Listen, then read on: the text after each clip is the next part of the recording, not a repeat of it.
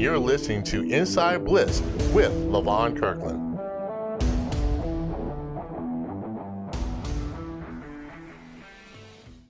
This is the best time of the year because we do get to interview some amazing young people. We get to hear their stories and how they navigate education, on the field performance, and also being a leader in their community. And I also have to really go out there and thank Spinks for being a sponsor, South Carolina National Guard, and also Wide Law. This is an amazing thing that we do. I hope you really enjoy it. I thank everybody out there for listening. I think you're going to love it. Well, all right. SC Top 10 in 2030. That's the hashtag. Get in the know. And, hey, stay tuned because we got some excellence coming up right here on the Inside Blitz with Levon Kirkland. Hey, welcome to our Inside Blitz with Levon Kirkland. I am your host, Levon Kirkland. And we are really thrilled to be doing this series that we're doing. We're interviewing our 10 finalists for our Bridge Builders Excellence Award. And I can tell you, folks, this next guest that we have is so impressive. I can't wait to interview him. His name is Karrlen Waymyers. He's a defensive lineman from Hunter-Kinard-Tyler High School, located in Orangeburg, South Carolina. He currently holds a 3.6 GPA. Woo, that's fire there. I didn't get close to that, but that's pretty hot. He's also a member of the National Society of High School Scholars that recognize his academic achievement. Also, what we are impressed with, and this is a good friend of the South Carolina Football Hall of Fame, he received the Willie Jeffries Character Award this year.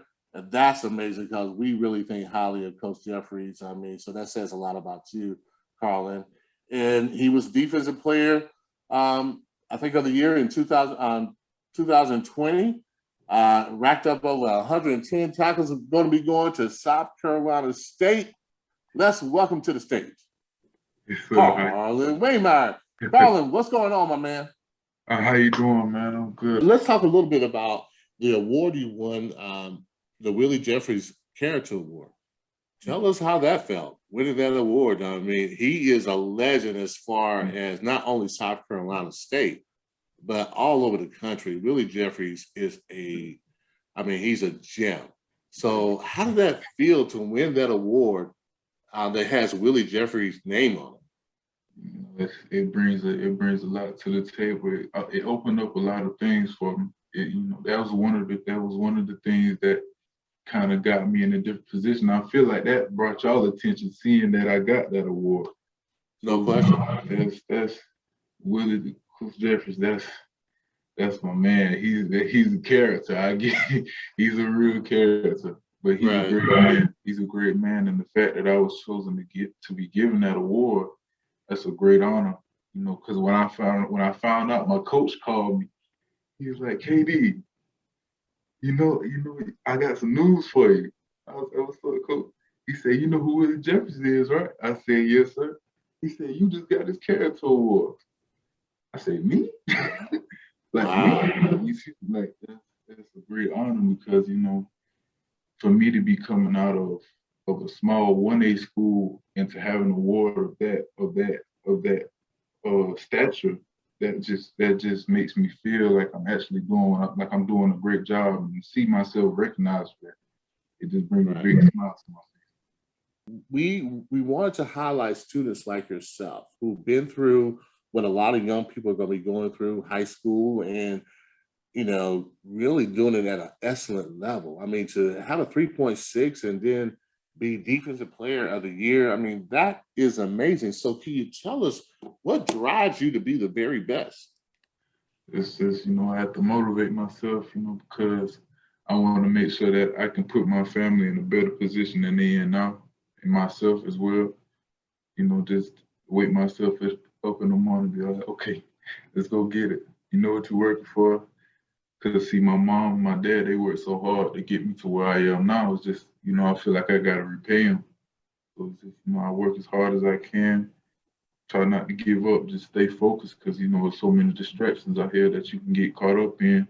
And especially coming from the environment that I came from in a small area, you know, we kind of at a disadvantage than other students are. So it's like, you know, just a thing of just trying to keep myself going and just trying to be the best I can be.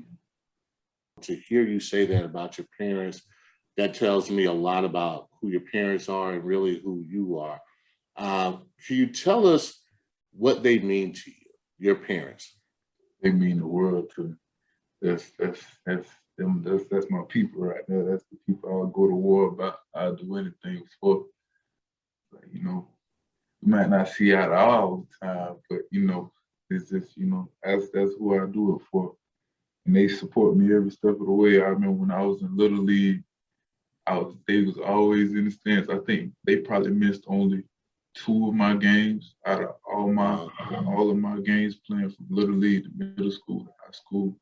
And I don't think they're gonna try to miss none, even when we're traveling to New Mexico and in Florida. I still think they're gonna try to make it, but that's still, you know, so that's my people that I'll do anything for. That's why I work so hard for, because just to see them sacrifice. They was sacrificing sleep. Sometimes they wouldn't eat just to make sure I eat. So it's, you know, it's gotta, that's my number one. That's the people that always held me down. So it's just like, you know, I just gotta make sure that they're in a position where they can kick their feet up on the beach or something in the middle of the winter and it's 90 degrees out somewhere in Los Angeles or somewhere, just chilling, having a good old time. Hey, Karrlen, again, want to congratulate you for being the top 10 in the Bridge Builder Excellence Award. Thanks for all the excellence. And obviously you've got a lot of great mentors in your life. He's been down the road that you're traveling now. And so I wanted to give you an opportunity to ask a question of Levon, either for yourself or for others. What would you like to ask Levon Kirkland? How did you get to where you are now? Because I was looking at your stat sheet and I'm like, okay, that's where I want to be. And coming from where you came from, we have very similar circumstances. So I just want to know, how did you get to where you were? How did you keep yourself going? How did you, you know, stay focused? Right. You know, I always tell the story about being an 11-year-old, telling myself that I was going to play in the NFL. And I think, you know, just like in football, you can translate this to life. I think you need to really believe in yourself and to believe in your goal and that you're worthy of that goal and that goal is worthwhile. I believed in what I could possibly do. And it really was at that time, I was really thinking outside my box, coming from a small town. Nobody ever expect anything like that. Nobody ever does. I knew, you know, being a Black American too, that a lot of times, you know, maybe sometimes people don't really follow. I'm from a small school, so sometimes they don't quite understand your vision. Sometimes your vision is so big that others may not understand. But I think the biggest thing I did was I believed in myself, but I also looked for reminders. So my coach told me when I got to high school that he thought I'd go to the next level. I didn't reject it, I accepted it. Then when I went to Clemson University, there was a guy who said, you're gonna be, if you keep working as hard as you work, you're gonna be one of the best guys that ever played here. And I believe that. And that belief took me to the next level. Of course, it's a lot of hard work. You have to be diligent, you have to work hard. Is there sacrifice? Yes, there's sacrifice as well. Because just like in sports, it relates to life that sometimes you have to really, for what you want, you have to sacrifice for it. You know, you may have to give up certain things that are not going to really take you on that right path. So, you know, believe in yourself, man. You work hard, and I think if you do that, man, you're going to be good. I really do. I feel like you're going to do some really big things. And I thank you so much for asking that question. I appreciate it. Yes, sir. I appreciate you. Yeah.